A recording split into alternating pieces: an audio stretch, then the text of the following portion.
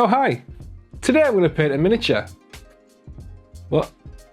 More detail. Alright. Today I'm going to paint a miniature and I'm only going to use a dry brush. That better?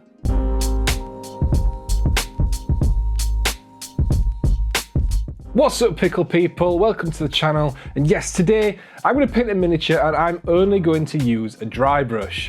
I've seen examples of other people's work on Instagram and YouTube where they've done this, so I thought I'd give it a go myself. I decided to try this out on the Hulk model from Marvel Crisis Protocol because he's got plenty of natural shapes on him with all the muscles and stuff, so I thought that this would make for a much easier job for me. If you want to pick up any Marvel Crisis Protocol models for yourself, check out the link down below in the description for Chaos cards and use the promo code PICKLEMAR for an extra 5% off your order. Thanks again to Chaos Cards for supplying me with the model. Now that it's built, let's get some paint on him. To take on this hobby challenge, I'm going to be using my nice new shiny Artis Opus Series D dry brushes.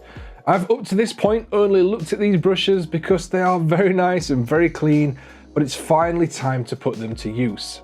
Alongside these, I'm also going to use one of the texture mats and a dampening pad to keep my dry brush a bit wet because... Wait, what? If you want to have all this properly explained and see some amazing tutorials, I highly recommend checking out the Artis Opus channel on YouTube. Byron is a really nice guy and has some amazing techniques and showcases how to use these brushes to their best. If, however, you want to see an absolute idiot use them, stay tuned. Now, as soon as I started using these, I instantly made a big mistake, adding way too much water to the dampening pad. This thing is only supposed to have maybe a drop or two of water in it, just to keep it slightly moist, and I absolutely saturated the sponge way too much.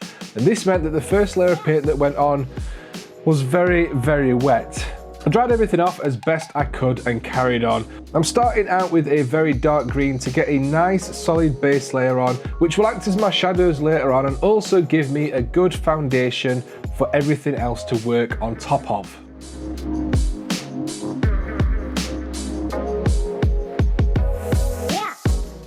From here, I mixed my mid-tone into my base colour and applied another layer all over, catching everything except the darkest recesses.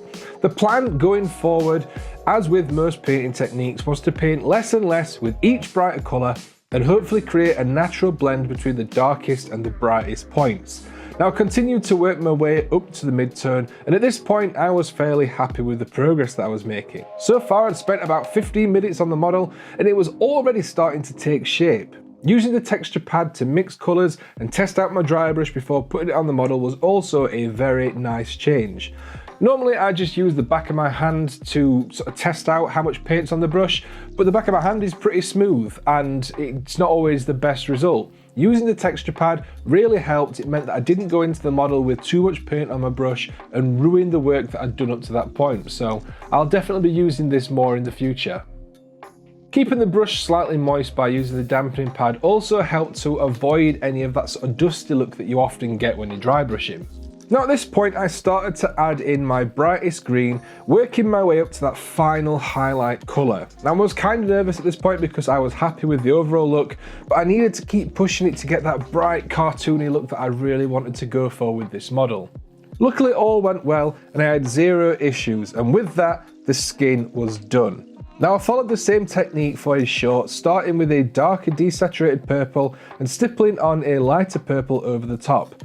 Now this didn't work as well as I would have liked. I think the two colours that I used were too similar, so the texture effect I was going for was kind of lost because both colours blended together. In the future I'm going to have another go at this and try the same sort of thing, but I think I'll start off with a much darker colour so that when the lighter colour goes on over the top, it does stand out a lot better.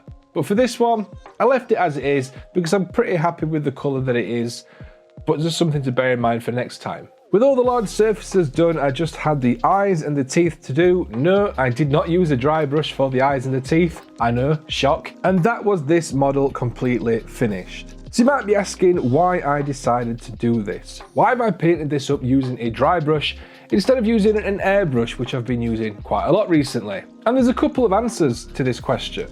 The first is that I have been using the airbrush quite a lot recently, and I just fancied a change and doing something different. The second reason, and probably the most important one, was that I wanted to showcase the dry brushing technique and what was achievable when it's used correctly. The rounded Artist Opus brushes really helped with this sort of technique, the softer brush allowing for a much more subtle end result. Now you can use makeup brushes and stuff like that, and I have done so in the past, but I don't think I'll be going back to those now that I'm using these. These were really, really nice brushes to use, and I am really, really happy with the overall effect. All in all, this model took me about 45 minutes from start to finish. Now fair enough, there's not a ton of detail on him, but he has some awesome muscle definition, and the dry brush helped get that painted up to a really nice standard in no time at all. And there's also nothing to stop me from going back and adding in some further highlights to the muscles with a regular brush if I wanted to. All in all, I'm very happy with how this model turned out. What do you guys think to the model? Have you tried dry brushing an entire project before, or are you planning on doing that now that you've seen this video and what you can achieve in a short space of time? Make sure to let me know down below in the comments. That's going to do it for this one, guys. I hope you enjoyed the video. If you did, be sure to leave a like down below, and if you're brand new, don't forget to hit that subscribe button. We've got links down below in the description for all our affiliate links if you want to help support the channel, and I want to say a massive thank you to all our current channel members. You guys are amazing. That's going to do it from me. I'll see you in the next one, and until then, enjoy your hobby.